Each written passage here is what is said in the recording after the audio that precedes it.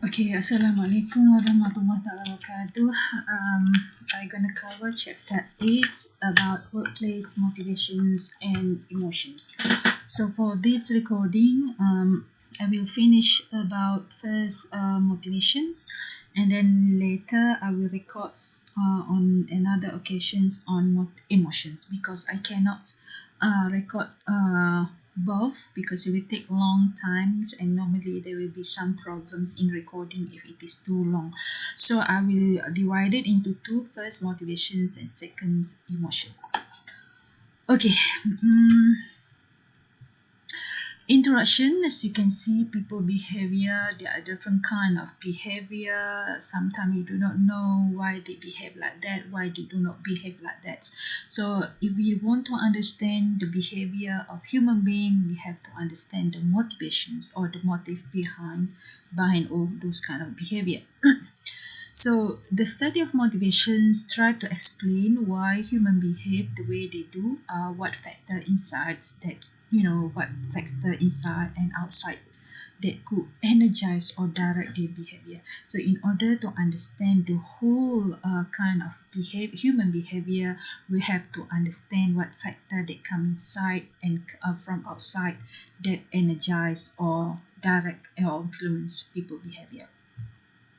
So motivation is defined as a goal-directed behavior because their behavior is influenced by certain goals. So when we talk about motivation, we talk about something that motivates or that push people to behave as they do. So those aspects that push people to a certain behavior, or we want to understand what aspect that push people to behave certain behavior and to avoid certain kind of behavior. So basically, I simplify my these slides to conclude. To let you ease your understanding regarding motivations. So people have their goal-directed motive. Without this goal-directed motive, they do not have some guideline or some things that could energize them.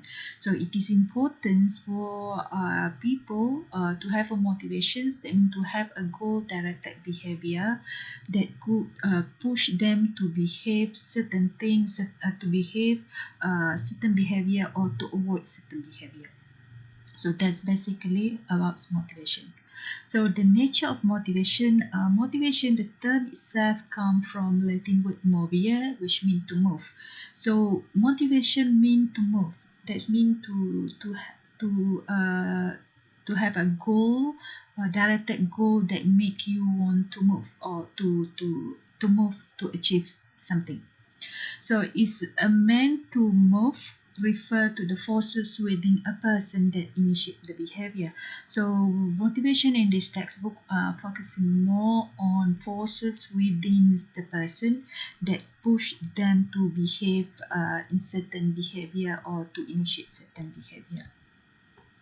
So I put in this slide, so forces within a person is mean internal, what from inside us, that's mean internally push us to behave certain behavior, certain actions. So it's come from the internal, and then it it emerge from your internal, that's mean it initiate from within, that lead you to behave certain behavior. So the definitions of motivation is considered as a conditions, usually an internal one, that means come from within, that initiate, activates, maintains our goal-directed behavior. So motivations, when we don't have motivations, then we stop continue what we want. So motivation is one thing, not only to initiate, not only to activate, but also to maintain. And suddenly, if you just already initiate, suddenly you lost your motivations, you cannot maintain your momentum. So it is important for the motivations to have a condition that be able to initiate, to activate, and maintain the goal-directed behavior that you want to achieve. So the definitions of motivation consists of 4 key issues.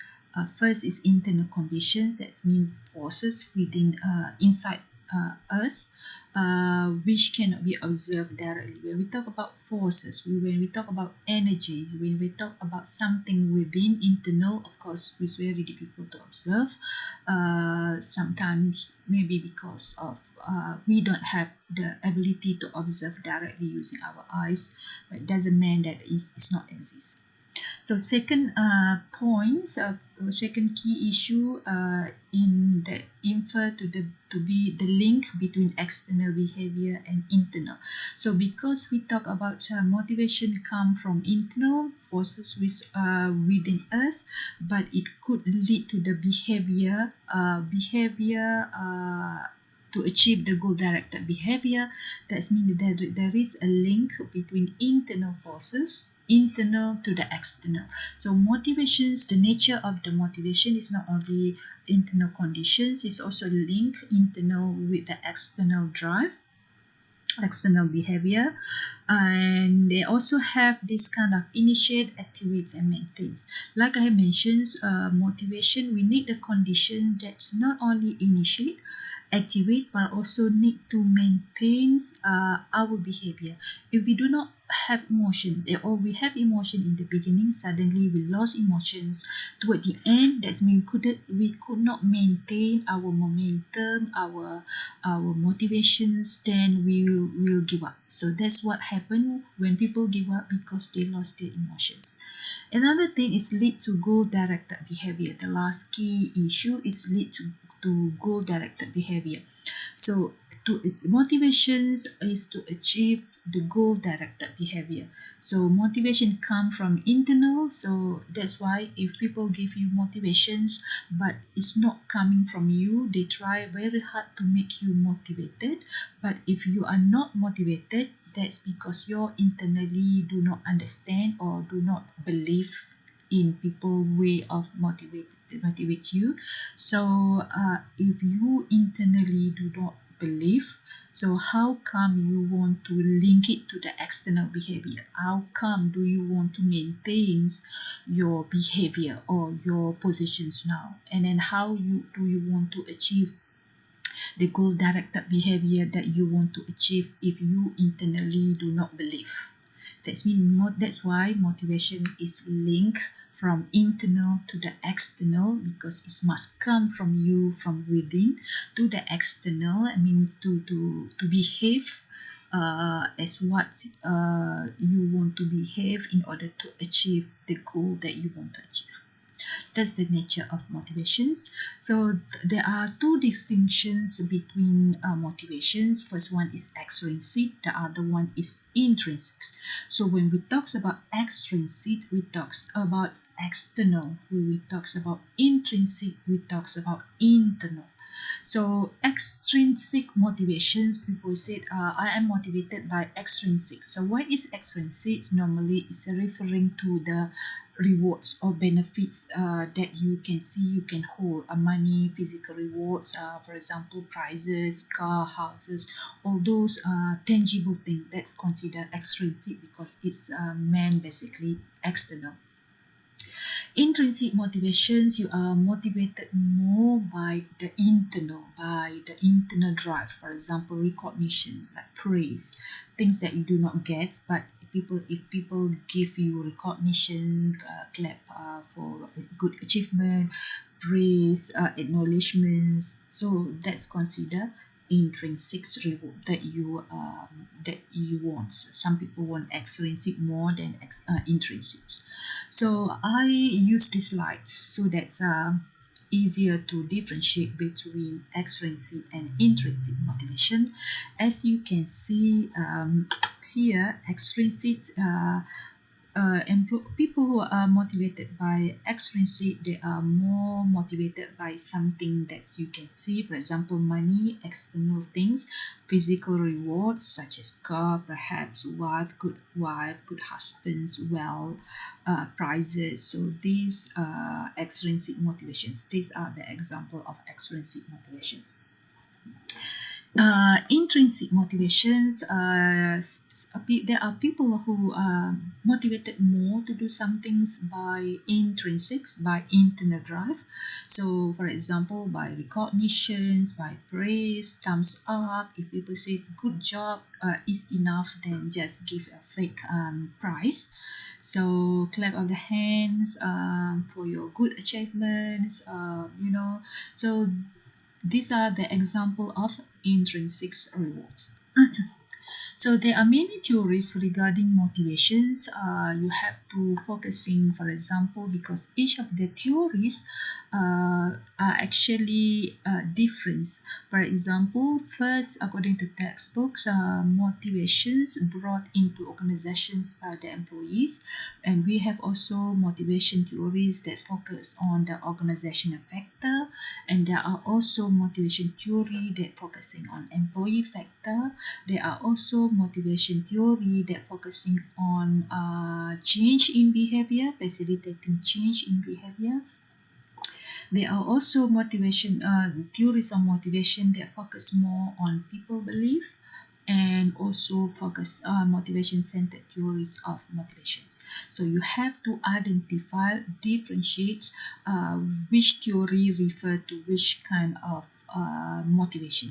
So we will start with first, motivation brought into organization by employees.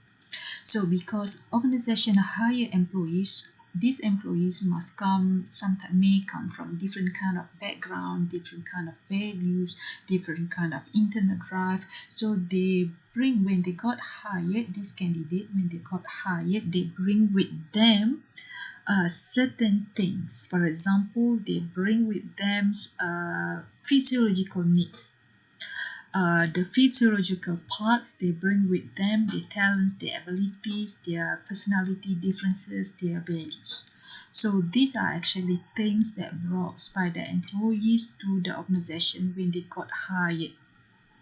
So first one is physiological needs. There are physiological needs. Their physiological need, for example, needs for food and so on. So this is basically physiological need. So there is a theory regarding physiological needs of motivations. This theory called homeostatic drive theory. So homeostatic drive theory is actually explained by Hall in 1943. That's when employees got hired, they bring with themselves this kind of drive, and every employees have this same drive, physiological drive, but maybe the intensity is different. So this what is meant by homeostatic drive theory is human body need to maintain a balanced state of homeostasis. So every employees need to have this kind of balanced state, because this is a human being. If you don't have this balanced state, you will die. So but there are different intensity from different employees.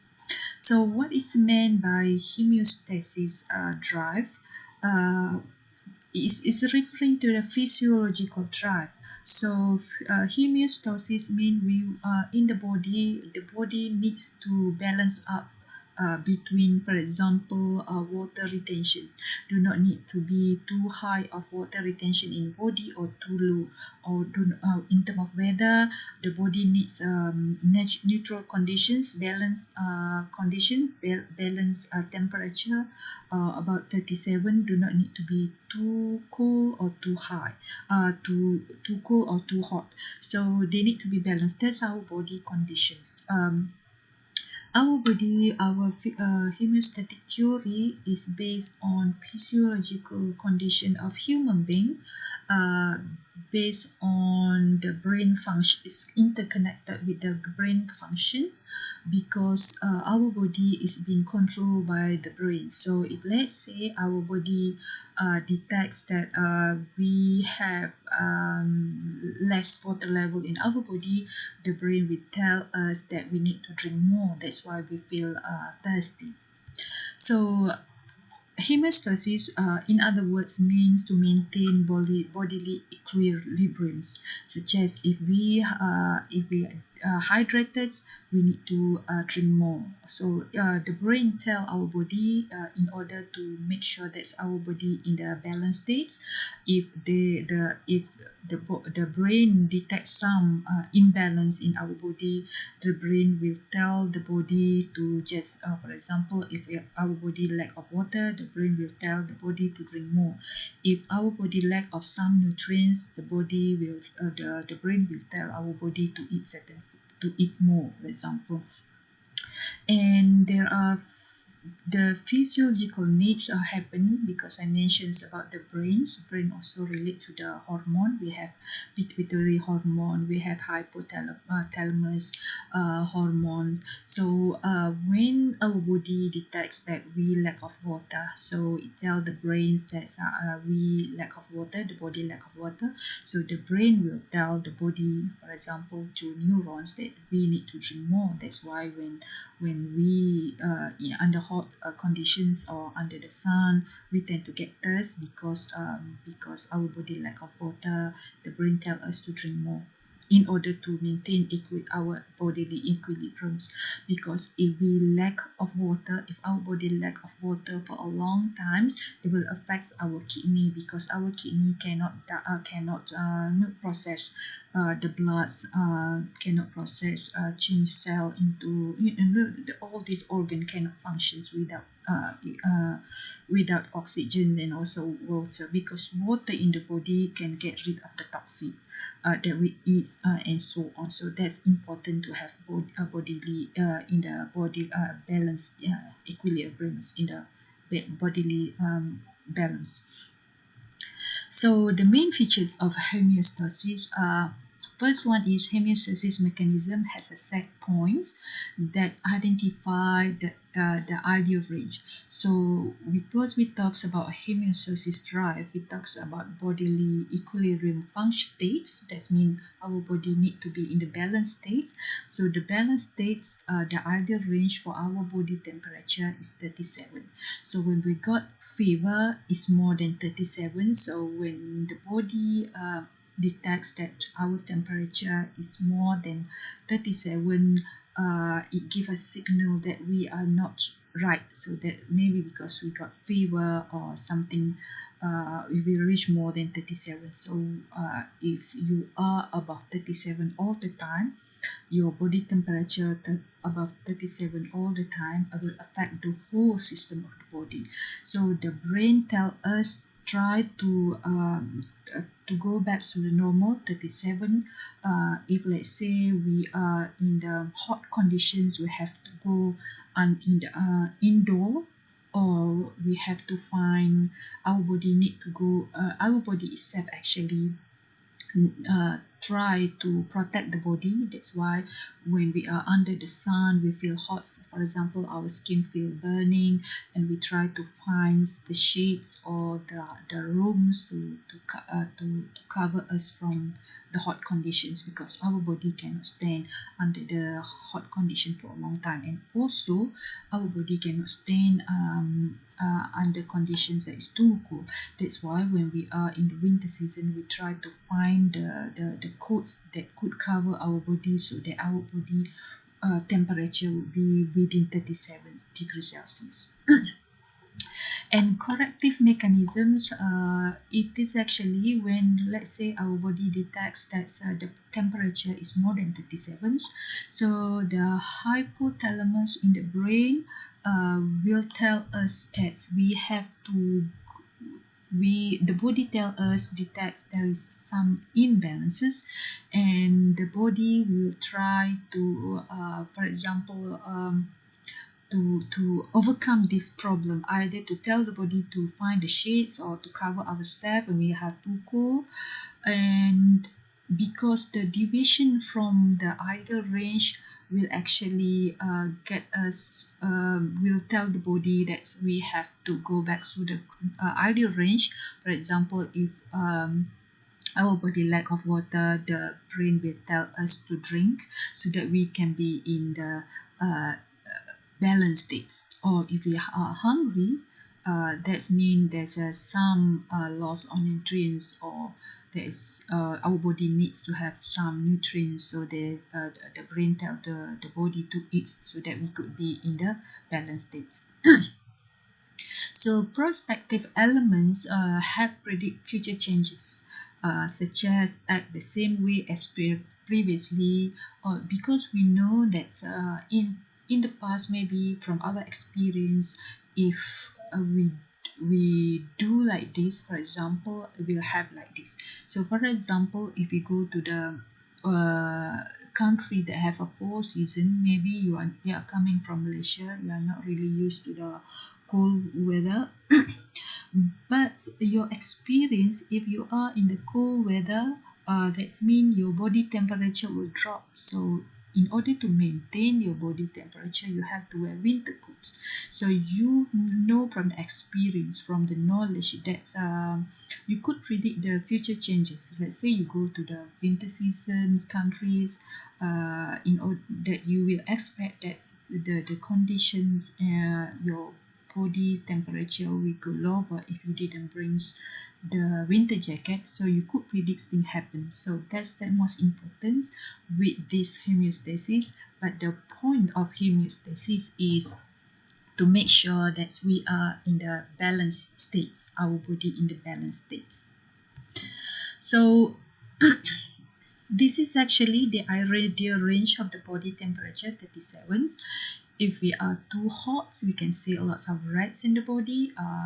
Cool, there's a green combination, so it needs to be balanced. So when it is not balanced, the brains will detect the deviations. The brain will tell the body the deviation from the set point. The brain will tell the body to, for example, if the body lack of water, the brain will detect the deviations that we lack of water, and the brain will tell the body to drink more so that the body will come back to the balanced state.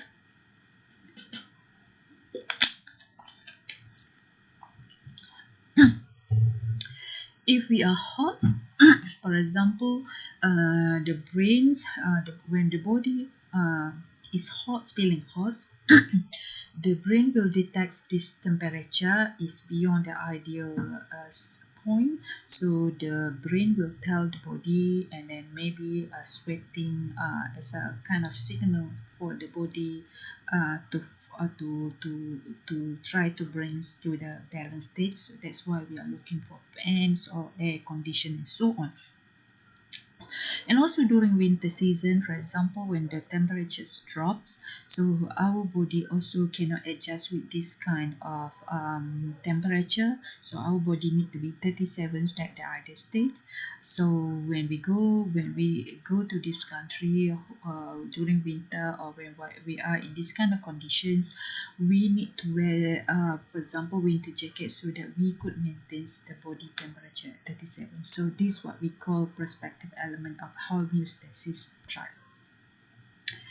Okay, another things that brought by the employees to the organization are values, personality, motivations, and so on.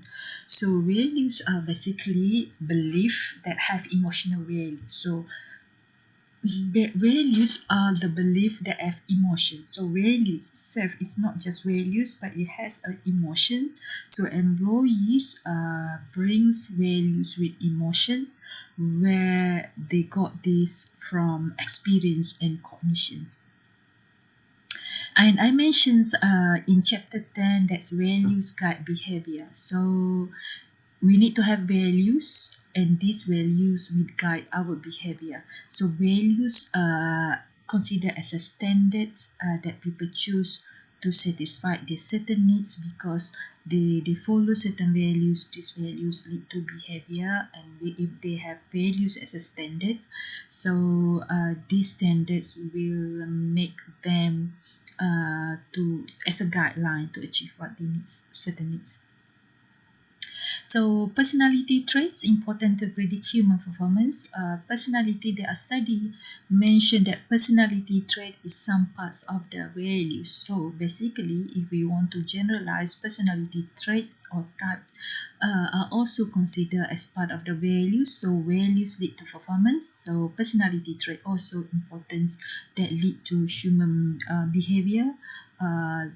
That's why research found it's consistent with the research. Research found that personality trait also important to predict human performance. So motivation also embedded in the personality because certain personality traits have different kind of motivations. So motivation and personality is interrelated sometimes. For example, personality trait assertive, in control, decisive, actually could direct the behavior and make people behave in certain way. So these personality traits, these three, assertive, in control, and decisive, actually could influence people in certain ways. So I simplify the explanations from all this into this.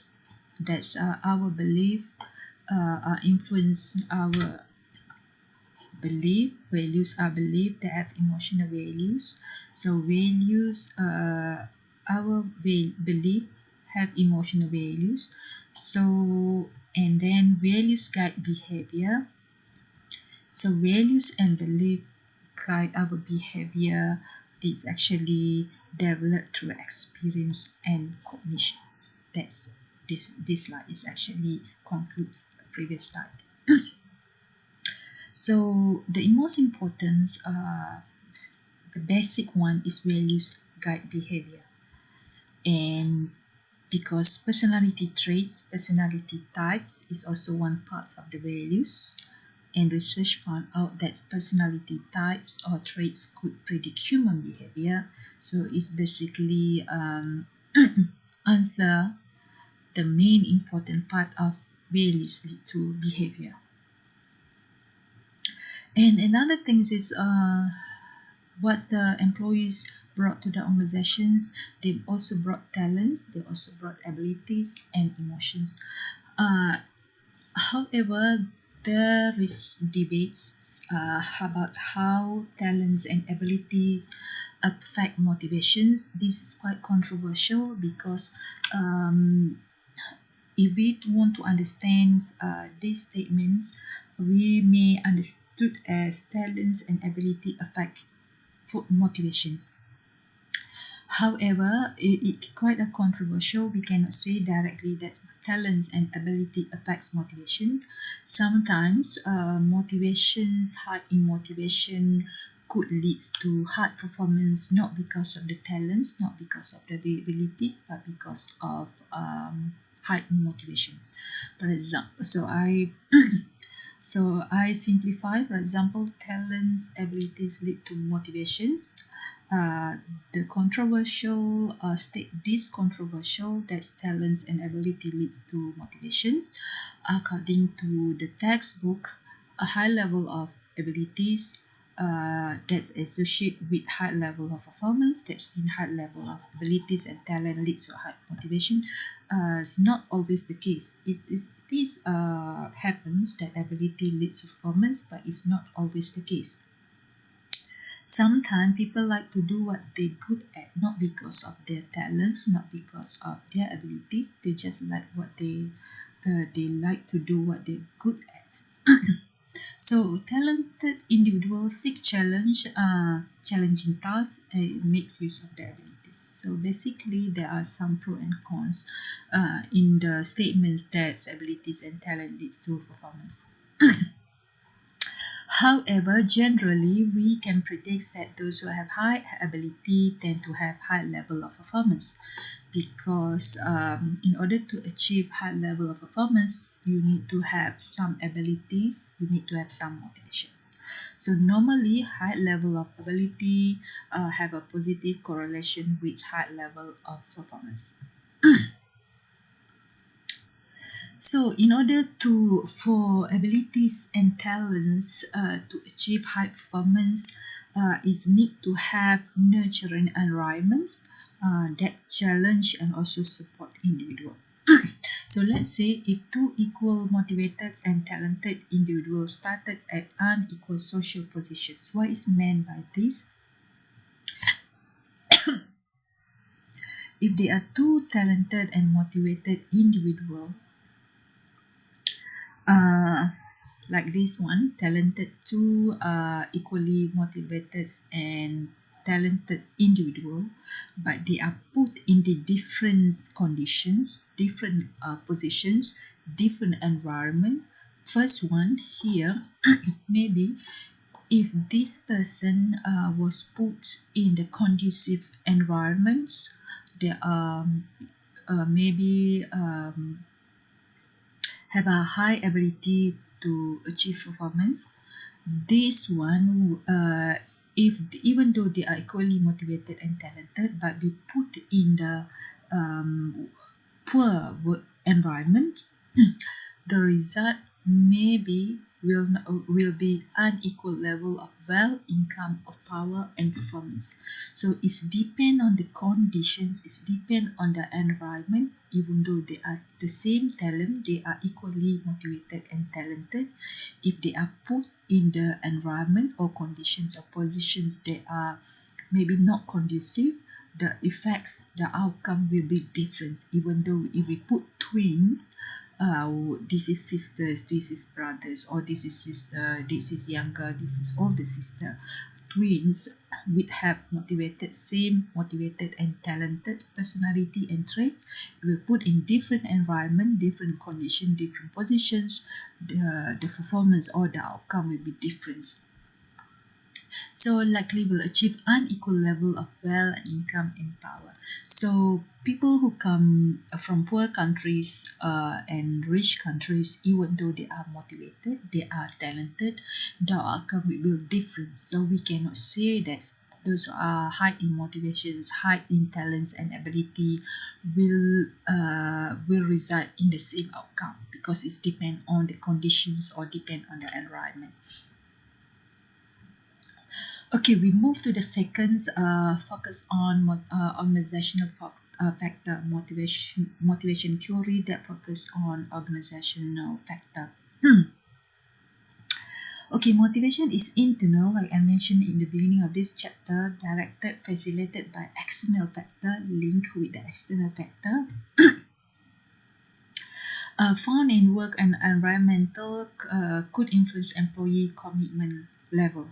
So this theory here is focusing more on the work context and the work environments that could enhance employee motivation. So the context, the environments, the context, the environments of working conditions could influence employee motivations. If you look like this work context, this may demotivate you. They may demotivate you, and this one maybe you feel like you see like the bit conducive, the environment look nice like this, so it motivates you to to have high motivations or to motivate you to work for this company. If you look at this kind of work context of the organizations, it may demotivate you not to work for this company. So what is meant by organization factor is focusing on the context, on the work context and structure. So another theory that relate to the focusing on organization factor is quality of work life. Actually it's not a theory, but it's more of the approach to motivations. So this quality of work life is divided into two broad categories: environmental sculpting and also job sculpting approach. So what is meant by quality of work life is basically a balance between work and life. So nowadays, people cannot balance between work and life, so they may experience some conflict. So those who could balance or could have a quality of work life between work and life could actually end up in achieving high performance. So it is important for the employees to have this kind of balance so that they could be able to achieve performance. So this work-life balance divided into two broad categories. Environmental sculpting, which is focusing more on the environment itself, healthy physical environment, and job sculpting approach, which focusing more on individual need and job design.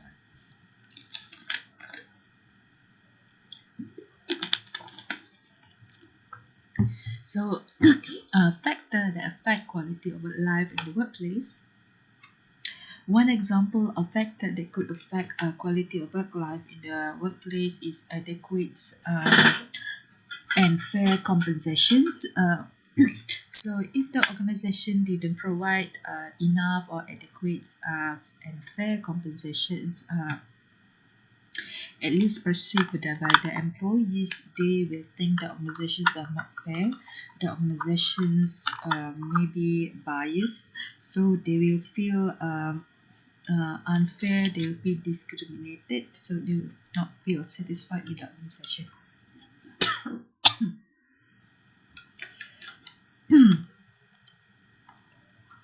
Another things that could increase quality of work life is challenging work contents.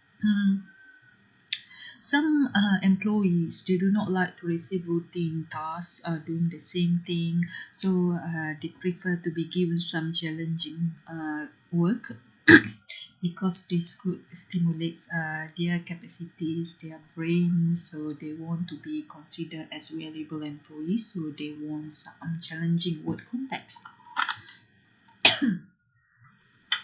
So they also want the opportunity for personal growth.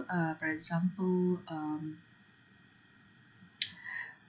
they need to be given some job that could improve their career, their personality development. Important that to be pleasant and attractive jobs, healthy and safe environment, and so on. A physical working environment that is pleasant and attractive. So quality of work life also need to have physical working environment. I mean the organizations or the workplace, the office that is pleasant and attractive, at the same time healthy and safe. Of course, people want to work in the company that is considered conducive environments. It's very with the good facilities, with the good conditions that actually can can affect the performance actually because being in the good pleasant and healthy and safe environment actually could stimulate some ideas, creative ideas and innovative ideas. And also emphasis on the employee welfare. So quality of work life are important for the employees. This factor also could make employees feel nurtured and cared for by the organization.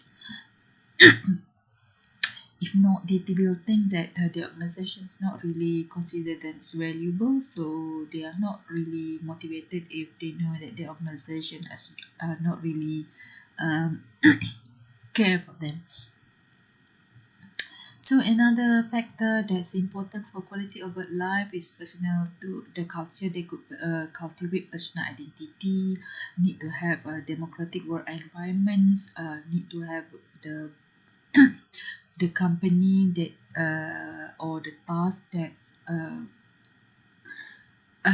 that's be able to avoid some unnecessary stress, and also opportunity for mobility, for example career development, whether they have high chance to be promoted laterally or upwards. They need also to have healthy social interpersonal relationship and fair degree of job security for employees. So if let's say organizations employees